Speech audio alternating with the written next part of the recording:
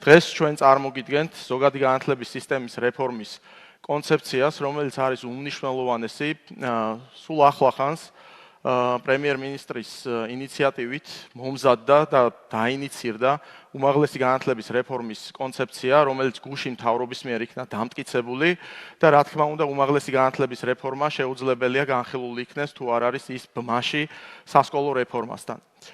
ფაქტია, მაგრამ რეალობა არის, რომ დღეს ზოგადი განათლების სისტემა ძალიან ბევრი კომპლექსური გამოწვევის წინაშე დგას. არსებული საგანმანათლებლო სისტემა ვერ უზრუნველყოფს სახელმწიფოებრივი პასუხისმგებლობის, შესაბამისი კონკურენტუნარიანობის და კონკრეტული ინტერესების მატარებელი ახალგაზრდების სრულფასოვნად აღზრდას. ამისი ერთ-ერთი განმაპირობებელი ფაქტორი ჩვენ გამოვავლინეთ, რომ იყო ზოგადი განათლების ეროვნული მიზნების დოკუმენტი, რომელიც ჯერ კიდევ 2004 წელს იქნა მიღებული და ეს დოკუმენტი თავისი სრულფასოვანი შინაარსით, რომელიც არის განსაზღვრელი, როგორც სასწავლო სახელმძღვანელოების მეთოდოლოგიის სწავლების პროცესთან დაკავშირებული ყველა კომპონენტის მთლიანობაში იყო გაჯერებული ლიბერალური ღირებულებებით. 2023-24 წელს განათლების მეცნიერებისა და ახალგაზრდობის სამინისტრომ პარლამენტის თემატურ კომიტეტთან ერთად რამდენიმე თვიანი მუშაობის შემდეგ შეიმუშავა ზოგადი განათლების ეროვნული მიზნების სრულიად ახალი დოკუმენტი, რომელიც სკოლის კონსტიტუციითაა ცნობილი და ამ დოკუმენტის პარლამენტის მიერ 2024 წლის ივნისში დამტკიცების შემდეგ მთლიანად შეიცვალა ის მიდგომები, და ის სულისკვეთება და ღირებულებები, რომელიც სწორედ სკოლის სასწავლო პროცესთან არის დაკავშირებული და ის დაეფუძნა ეროვნულ ღირებულებებს, ეროვნულ ფასეულობებს, პატრიოტულ სულისკვეთებას. წარმოგიდგენთ იმ ძირითად კომპონენტებს, რომელიც ზოგადი განათლების ეროვნული მიზნების დოკუმენტით არის განსაზღვრული, ეს არის ეროვნული იდენტობისა და კულტურული თვითმყოფადობის შენარჩუნება და გადაცემა, სახელმწიფო ენის, კულტურისა და ისტორიის ღრმაცოდნა და პატივისცემა, კულტურული მრავალფეროვნების პატივისცემა, სახელმწიფოებრივი და მოქალაქეობრივი ცნობიერების მქონე პიროვნებების ჩამოყალიბება, კრიტიკულად მოაზროვნე შემოქმედებითი მოქალაქეების აღზრდა, მოსწავლის პიროვნული და სოციალური განვითარების ხელშეწყობა, მოსწავლეებში ჯანსაღი ცხოვრების წესის ჩამოყალიბება და მათი კეთილდღეობა.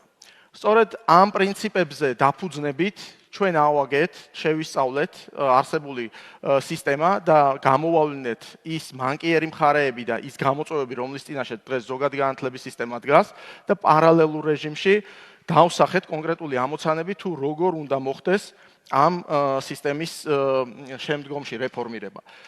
ჩვენ გვაქვს დღეს 8 ძირითადი გამოწვევა, რომლის წინაშეც დგას ზოგადი განათლების სისტემა და მე პირველ რიგში წარმოგიდგენ სრულ ჩამონათვალს და შემდგომში თითოეულ მათგანზე უფრო დეტალურად ვისაუბრებ. ეს არის საგანმანათლებლო პროგრამების შინაარსი, სასწავლო მასალების მიმართ დამოკიდებულება, ასევე ეს არის მიმართულება, რომელიც განსაზღვრავს სწავლების პროცესში აღზრდილობითი კომპონენტის ამოვარდნას საგანმანათლებლო პროგრამის შინაარსთან დაკავშირებით, როდესაც ვსაუბრობთ და აქ მნიშვნელოვანია ვიცოდეთ, რომ გადატვირთული აკადემიური საქმიანობიდან გამომდინარე ის ბადე, რომელიც დღეს სასკოლო ცხოვრებაში არსებობს, არის აბსოლუტურად დატვირთული მთლიანად აკადემიური შინაარსით და შეფასების სისტემით და აქ ამოვარდნილი არის სასკოლო კომპონენტიდან აღზრდილობითი ნაწილი, რაც ძალიან მნიშვნელოვანია. ასევე მნიშვნელოვანია ის, რომ ნაკლები დრო ეთმობა ინტერაქციას და ნაკლები დრო ეთმობა შემოქმედობითობას. ეს დაბალ კლასებში შედარებით შენარჩუნებული არის,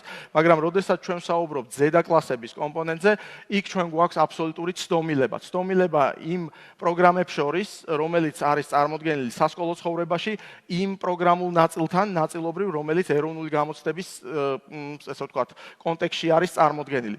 ამ მოცემულობაში ფაქტიურად მოსწავლე ზედა კლასებში მთლიანად ორიენტირებული ხდება სკოლის გარეთ განათლების მიღებაზე, რაც შესაბამისად ოჯახს გარკვეულწილად ფინანსურ წნეხად აწევს და ასევე უზრუნველყოფს იმას, რომ ბოლო დამამთავრებელ კლასებში მოსწავლეების, ასე ვთქვათ, რაოდენობა და ჩართულობა იყოს შედარებით მცირე. მეორე გამოწვევა ეს არის სასწავლო რესურსები. ანუ ის სახელმძღვანელოები, რომლითაც ბავშვები სკოლაში სწავლობენ. 20 წელზე მეტი არის, რაც თავისუფალი ბაზრის პირობებში ჩვენ მივეცით საშუალება ავტორთა ჯგუფებს შეემუშავებინათ კონკრეტული სახელმძღვანელოები, გაევლოთ გრიფირების პროცედურები და შემდგომში ამ სახელმძღვანელოებით მომხდარიყო საგანმანათლებლო პროცესების წარმართვა. თუმცა ამ ყველაფერმა დაგვანახა ის, რომ ერთი და იმავე კლასში, ერთი და იმავე დისციპლინაში ბავშვები სხვადასხვა სკოლაში სხვადასხვა სახელმძღვანელოებით სწავლობენ. რაც ერთიანობის სისტემას არ წარმოადგენს, ძალიან რთულია გაზომვა იმ ხარისხიანობის, რომელიც ამ პროცესებთან არის დაკავშირებული და რაც მთავარი არის, სწავლის საერთო ხარისხზე და შედეგიანობაზე არის ორიენტირებული. ასევე ეს არის რიგ შემთხვევებში გარკვეულწილად ფრაგმენტული და იმ სიღრმისეულ ცოდნას არ იძლევა, რომელიც აუცილებელია, რომ სახელმძღვანელოს მეშვეობით იყოს გადაცემული. მესამე გამოწვევა ეს არის სასკოლო ცხოვრება, როდესაც დღეს მთლიანად ფორმალურ განათლებაზე არის სასკოლო პროცესი გადართული, მაშინ როდესაც არაფორმალური განათლების კომპონენტები უაღრესად მნიშვნელოვანია. ძალიან კარგად ვიცით, რომ უმეტესობა მოსწავლეებისა სკოლის შემდეგ სხვადასხვა წრეებში არის ჩართული და ეს, რა თქმა უნდა, მნიშვნელოვანია იმისთვის, რომ მათ თავისი ენერგია, პოტენციალი ეს ყველაფერი გამოავლინონ იმისთვის, რომ გარკვეულ მიმართულებებით უნარები შეიძინონ და ამავდროულად მნიშვნელოვანია იმისთვის, რომ გარკვეული, ასე ვთქვათ, თავისი თვითრეალიზაცია მოახდინონ. დღეს სკოლა ძალიან იშვიათად იძლევა ამ შესაძლებლობებს, იმიტომ რომ მინიმალურ დონეზე არის ის საკლუბო თუ სექციური მუშაობა, რომელიც, ასე ვთქვათ, არაფორმალური განათლების კომპონენტში შეიძლება მოიაზრებოდეს. ამიტომ ესაც წარმოადგენს გარკვეულწილად გამოწვევას, გამომდინარე იქიდან, რომ ბავშვებს სასკოლო გარემოში არ ეძლევათ თავიანთი პოტენციალის დამატებით რეალიზაციის შესაძლებლობა. კავშირი განათლების საფეხურებს შორის. ეს ძალიან მნიშვნელოვანი კომპონენტია და გამოწვევაა, გამომდინარე იქიდან, რომ არის ძალიან სუსტი ბმა სკოლამდელი ასაკის განათლებასა და სასკოლო ასაკის განათლებას შორის, ისევე როგორც სკოლაში ბავშვი სათანადოდ ვერ ემზადება იმ ეტაპზე გადასასვლელად, რასაც ქვია პროფესიული განათლების მიმართულება ან უმაღლესი განათლება. ამავდროულად ჩვენ დავაკვირდით პროცესებს და ვნახეთ, რომ საკმაოდ რთული არის ის პერიოდი, როდესაც ბავშვი დაწყებით ეტაპზე, ანუ სკოლაში შედის. 6 წლამდე ასაკის ბავშვებისთვის ეს არის სოციალურ-ემოციური კომპონენტები, რომელიც თავის გავლენას ახდენს და ბავშვის მზაობა ხშირ შემთხვევაში არ არის უზრუნველყოფილი იმისთვის, რომ მოხდეს მისი სრულფასოვანი ინტეგრირება სასწავლო პროცესში. ამასთანავე დამამთავრებელ კლასებში ჩვენ ფაქტიურად არ გვაქვს იმის შესაძლებლობა, რომ გარკვეულწილად შევასრულოთ ერთგვარი როლი იმისა, თუ როგორ შეიძლება ურჩიოთ სხვადასხვა მიმართულებით კარიერული განვითარების და სასწავლო განვითარების მიმართულება, ისევე როგორც გითხარით, კლას გარეშე, ანუ სკოლის გარეშე სწავლების კომპონენტი კვლავაც მნიშვნელოვან გამოწვევას წარმოადგენს. მეხუთე გამოწვევა ეს არის მასწავლებელთა კვალიფიკაციასთან დაკავშირებული საკითხები. აღსანიშნავია, რომ ჩვენ წლების განმავლობაში ძალიან ფართე მასშტაბიან გადამზადებით პროცესს ვეწევით პედაგოგიური ხარისხის ამაღლების მიზნით, საკმაოდ შედეგიანადაც, თუმცა ფაქტი არის, რომ დამატებითი ძალისხმევა და დამატებითი რესურსი არის საჭირო. უპირველეს ყოვლისა, ეს გარკვეულწილად ბმაში არის უმაღლესი განათლების რეფორმის კონცეფციასთან, სადაც პედაგოგიური მიმართულება ერთ-ერთი გამოკვეთილი მიმართულებაა, რომელიც როგორც ორივე ჰაბში, ასევე რეგიონულ უნივერსიტეტებში უნდა დაინერგოს.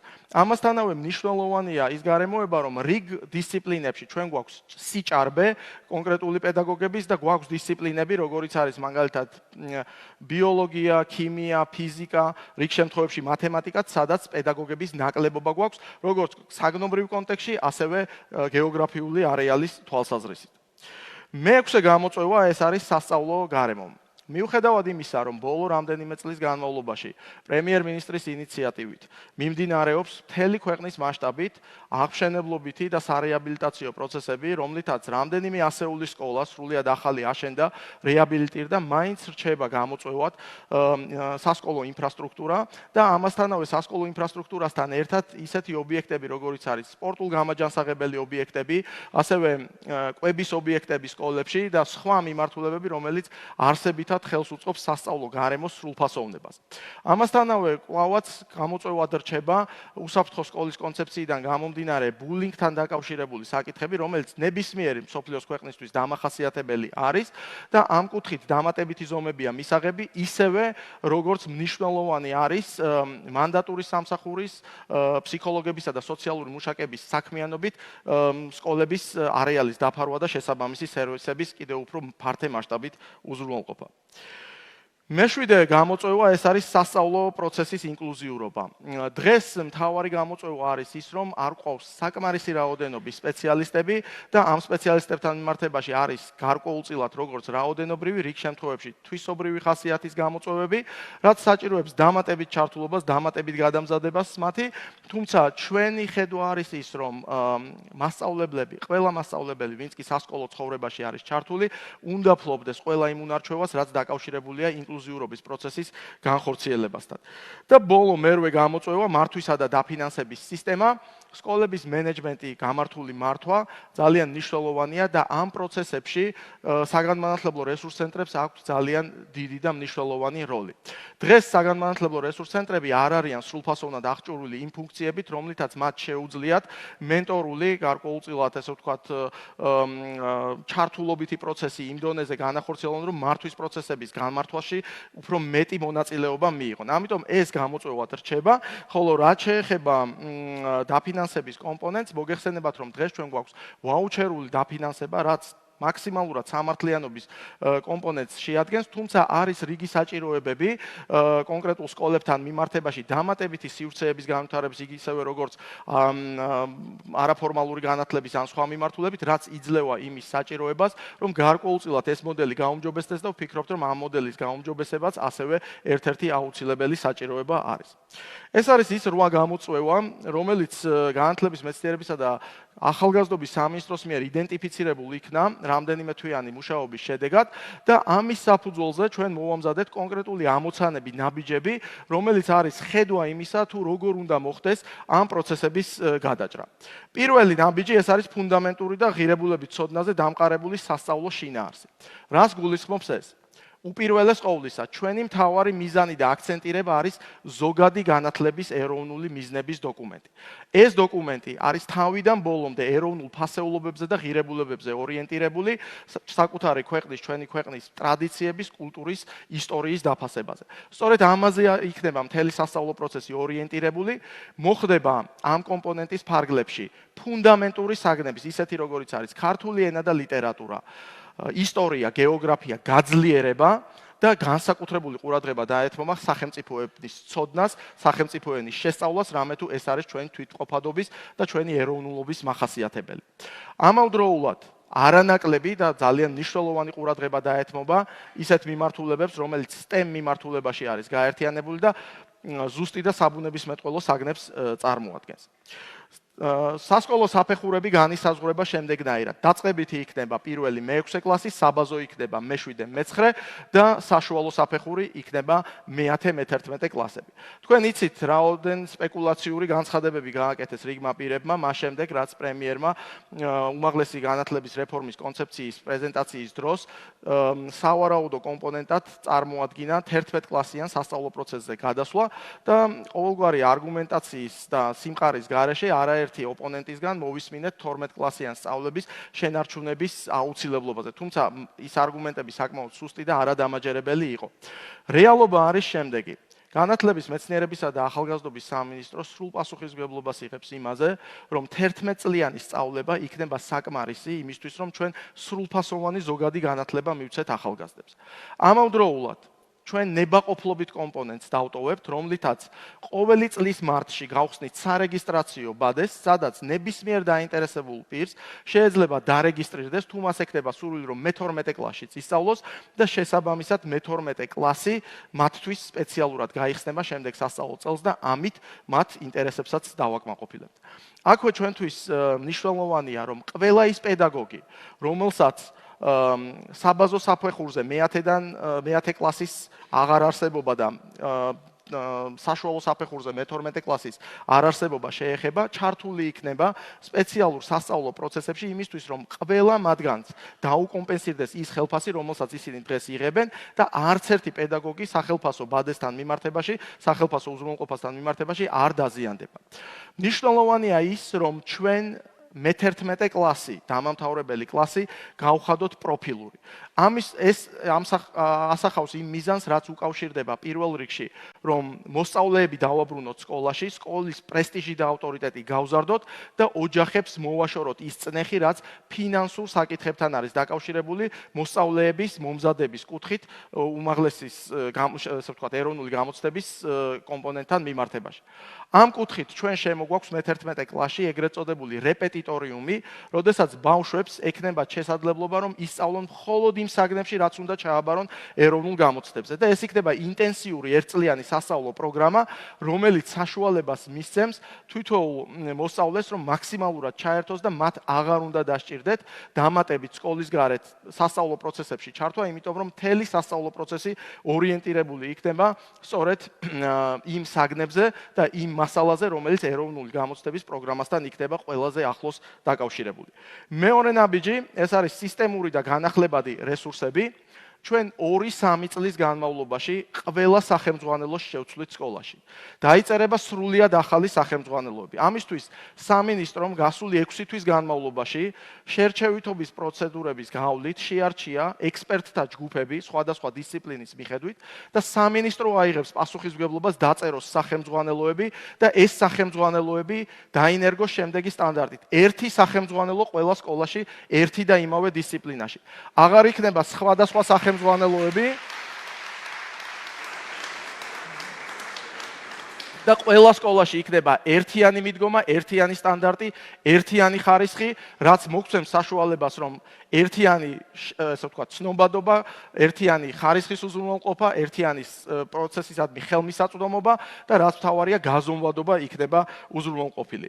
ამასთანავე, ჩვენ დავნერგეთ უკვე სწავლის მართვის ელექტრონული სისტემა, რომელიც ითვალისწინებს როგორც ახალი სახელმძღვანელოების ელექტრონული ვერსიების ატვირთვას და ხელმისაწვდომობას, ასევე დამატებითი რესურსების ატვირთვას, რაც ცოდნის გაღრმავებისთვის იქნება საჭირო და ჩვენ ამ პლატფორმის შემდგომ განვითარებას და პოპულარიზაციას უზრუნველყოფთ.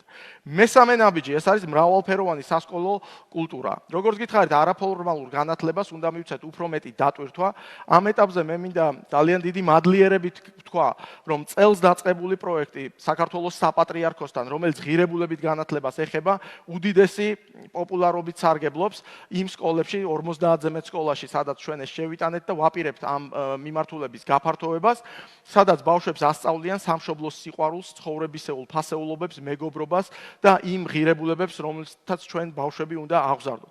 მინდა განსაკუთრებული მადლობა უთხრა შინაგან საქმეთა სამინისტროს და თავდაცვის სამინისტროს იმ ერთობლივი პროექტებისთვის, რომელიც სწორედ მოსწავლე ახალგაზრდების აღზრდაში ძალიან მნიშვნელოვან როლს თამაშობენ. ბატონ მინისტრთან ერთად ჩვენ ახლახანს 2 პროექტი დავიწყეთ. ერთი ეხება ანტინარკოტიკულ კამპანიას, ხოლო მეორე ეხება შინაგან საქმეთა სამინისტროს სხვადასხვა სტრუქტურული ერთეულების ფუნქციების გაცნობას, ისევე როგორც თავდაცვის სამინისტროს შემთხვევაში ჩვენ გვაქვს მოცემულობა ჯარის ბანაკის სახით, რომელიც ერთ-ერთი ყველაზე პოპულარული პროექტია და ამავდროულად მოსწავლეებს ყოველკვირეულ რეჟიმში სხვადასხვა საჯარისო ბაზებში სტუმრობის შესაძლებლობა აქვთ და ისინი ეცნობიან იმ მხედრულ სულისკვეთებას, იმ განწყობას, რომელიც თავდაცვასთან არის დაკავშირებული. ამასთანავე წელს ჩვენ 150-ზე მეტ სკოლაში თავდაცვის სამინისტროსთან ერთად დავიწყეთ ჯარის გაკვეთილები, სადაც მხედრულ სულისკვეთებას პატრიოტულ მოტივებზე დამოკიდებულ კონკრეტულ პროგრამებს ასწავლიან და რა თქმა უნდა ისტორიებს ჩვენი გმირების შესახებ. ამიტომ ეს მიმართულება კიდევ უფრო განსავითარებელია, არის ჩამოსაყალიბებელი გარკვეული კლუბები, სექციები, რომელიც ღირებულებით კომპონენტზე იქნება აგებული და ეს მისცემს საშუალებას როგორც სწორი აღზრდისა, ასევე თავისი რეალიზაციისა და კონკრეტული უნარებისა და ნიჭის გამოვლენის. იმისა. მეოთხე ამოცანა ეს არის განათლების უწყვეტობის უზრუნველყოფა. ამ მოცემულობაში ჩვენ უნდა გავაძლიეროთ ის კავშირი და ბმა, რომელიც უნდა არსებობდეს სკოლამდელ დაწესებულებებსა და სკოლას შორის. და ეს გარდამავალი პერიოდი მაქსიმალურად უნდა უზრუნველყოფილი იყოს და მხარდაჭერილი იყოს.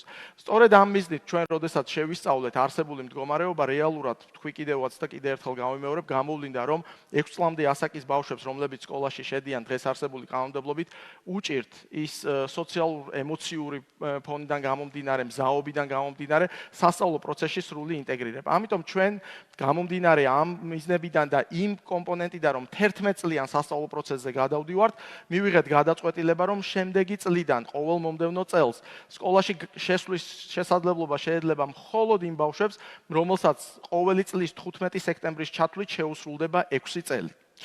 ამასთანავე შემოგვაქვს ახალი მოცემულობა რეგისტრაციასთან დაკავშირებით. იცით რომ საყოველთაო რეგისტრაცია არის ბოლო ეტაპი და საყოველთაო რეგისტრაციამდე ჩვენ ვაპირებთ რომ შემოვიღოთ კიდევ ერთი სარეგისტრაციო ეტაპი, რომელიც უკავშირდება ბავშვის იმ სკოლაში რეგისტრაციას, რომელიც არის დაკავშირებული მის საცხოვრებელ ტერიტორიულ პრინციპთან. პირველ ეტაპზე ეს მიმართულება განხორციელდება დიდ ქალაქებში და შემდგომში ნელ-ნელა უკვე საჭიროებიდან გამომდინარე ქვეყნის მასშტაბითაც გავრცელდება. ასევე სკოლებში უნდა შემოვიღოთ პროფესიული და კარიერული მხარდაჭერის კონკრეტული მიმართულებები და იცით რომ ჩვენ უკვე მეორე წელია დაწყებული გვაქვს ინტეგრირებული პროგრამები, რომელიც ყოველწლიურად გაფართოვდება, თუმცა ახალგაზრდებს ესაჭიროებათ სწორი მიმართულების მიცემა, სწორი დაკვალიანება იმისთვის თუ სკოლის შემდეგ როგორ განვითარდნენ, რა მიმართულებაზე გააგრძელონ ცხოვრებისეული გზა და ვფიქრობთ რომ ესაც მნიშვნელოვანი ნაბიჯი არის. მეხუთე ამოცანა ეს არის პედაგოგთა პროფესიული განვითარება და მხარდაჭერა.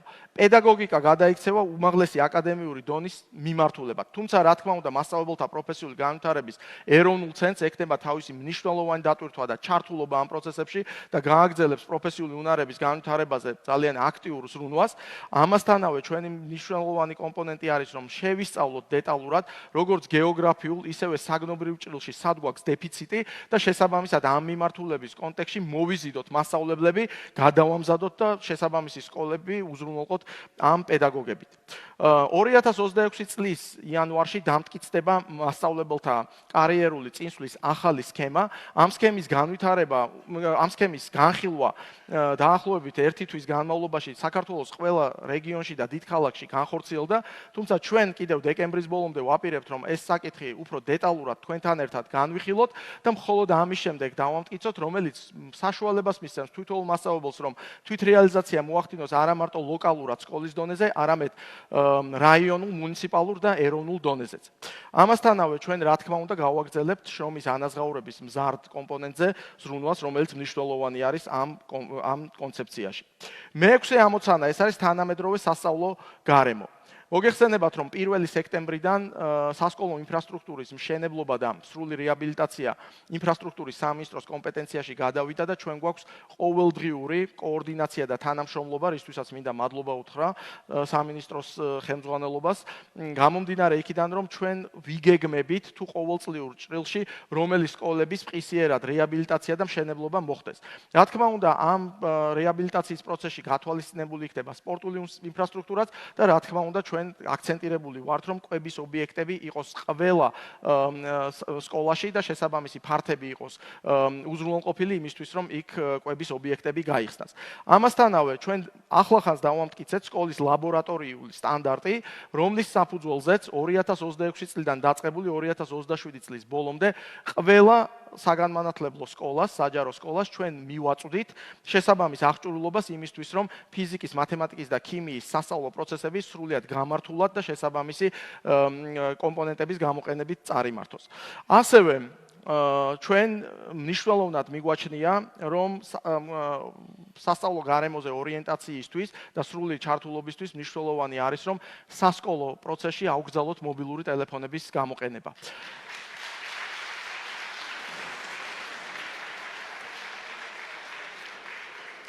შემუშავდება შესაბამისი წესი, რომელიც შესაბამისი სტანდარტით დაინერგება და რა თქმა უნდა, მაქსიმალურად დაცული იქნება ბალანსი იმისთვის, რომ არც სასწავლო პროცესი დაზიანდეს და არც ბავშვ მშობელთან ან მისთვის საინტერესო ადამიანთან კომუნიკაციის შესაძლებლობა არ დაერღვეს. როგორც გითხარით, ბულინგის კომპონენტი კვლავაც ერთ-ერთ გამოწვევად რჩება და ამ კუთხით ჩვენ არაერთ ნაბიჯს ვდგავთ, თუმცა ვფიქრობთ, რომ კიდევ უფრო მეტი კამპანიური ხასიათი უნდა მივცეთ შემეცნებით აქტივობებს, რომელიც მოსწავლეებს შორის უნდა ჩატარდეს და ამავდროულად კიდევ უფრო ინტენსიურად უნდა წარიმართოს ყველა პედაგოგის გადამზადება, იმისთვის, რომ მათ ადრეულ ეტაპზევე შეძლონ გამოავლინონ ბულინგის კონკრეტული მაგალითები და მოახდინონ შესაბამისი რეაგირება. ამასთანავე ჩვენი მიზანი არის, რომ ამ კონცეფციის განხორციელების პარალელურად ყველა სკოლა საქართველოს მასშტაბით უზრუნველყოფილი იყოს მანდატურის ფსიქოლოგებისა და სოციალური მუშაკების სერვისებით, იმიტომ რომ ეს მზარდია, ეს საჭიროა და მათი ჩართულობა უდიდეს ეფექტიანობას გვაძლევს. და მეშვიდე კომპონენტი ეს არის ინკლუზიურობის უზრუნველყოფა. ინკლუზიურობის კუთხით ჩვენ როგორც გითხარით, ყავს სპეცმასწავლებლები, რომლებიც მართლაც ფასდაუდებელ შრომით ძალიან მნიშვნელოვან საქმეს აკეთებენ და შეზღუდული შესაძლებლობისა და სპეციალური საჭიროების მქონე ბავშვებისთვის ძალიან დიდი მხარდამჭერი და დასაყრდენი ძალა, თუმცა როგორც გითხარით, არც რაოდენობრივი კომპონენტია მისაღების და საკმარისი და მეტი საჭიროებები ჩანს. ამიტომ ჩვენი მიზანი არის, რომ ყველა პედაგოგი გადავამზადოთ ისე, რომ მათ ჰქონდეთ სრული ცოდნა იმისა, თუ რა არის ინკლუზიური განათლება, როგორ უნდა დაუჭირონ მხარი ბავშვს და განსაკუთრებული აქცენტი გავაკეთოთ დაბალი კლასის პედაგოგებზე, რომელთაც შესაძლებლობა ექნებათ, რომ ადრეულ პერიოდში გამოავლინონ ეს საჭიროებები და მყისიერი რეაგირება მოახდინონ. ამასთანავე ჩვენ შევისწავლეთ სკოლებში არსებული პრაქტიკა და მივიღეთ გადაწყვეტილება ტესტურ რეჟიმში, რომ შემდეგი სასწავლო წლიდან ყველა საჯარო სკოლაში პირველიდან მე-6 კლასის ჩათვლით დაწყებით ეტაპზე სავალდებულოდ ბრუნდება სასკოლო ფორმები.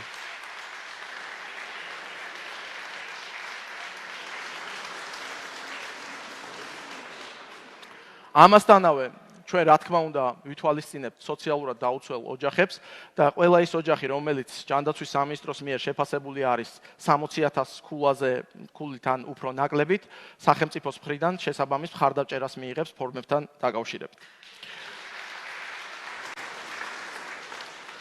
და ბოლო ამოცანა, ეს არის მართვისა და დაფინანსების მოქნილი მექანიზმი.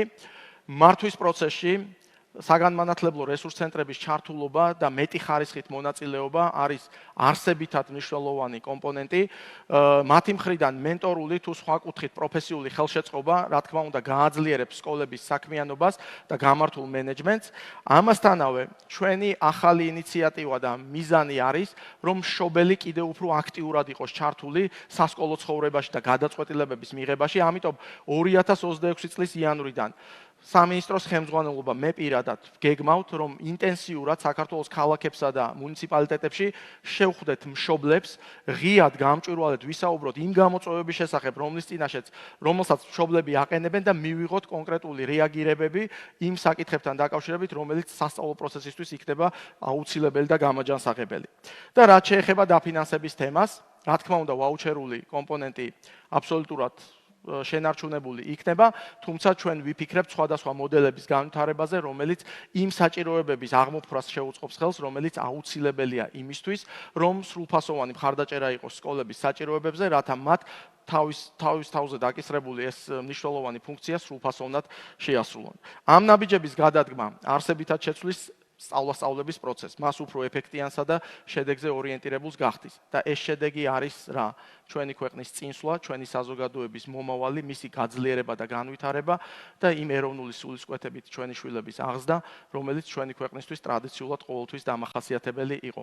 დიდ მადლობას მოგახსენებთ ყურადღებისთვის და გეტყვით, რომ დოკუმენტი, რომელიც სრულფასოვნად ასახავს ამ კონცეფციას, ამ წუთებში აიტვირთება ოფიციალურად სამინისტროს ვებგვერდზე და ხელმისაწვდომი იქნება ნებისმიერი დაინტერესებული პირისთვის. ჩვენ გადავდივართ იმ ფორმატში, რასაც ქვია მიზნობრივ და დაინტერესებულ ჯგუფებთან ამ დოკუმენტის განხილვა, პოზიციების შეჯერება და მას შემდეგ, რაც ყველა პოზიცია შეჯერებული იქნება, ჩვენ უკვე მთავრობაზე წარვადგენთ ამ დოკუმენტს იმისთვის, რომ მთავრობამ დაამტკიცოს და ჩვენ უკვე შემდეგი 2-3 წლის განმავლობაში შევძლოთ იმ მიმართულებების განვითარება, რაც ამ დოკუმენტით იქნება საბოლოო ჯამში ასახული. დიდი მადლობა.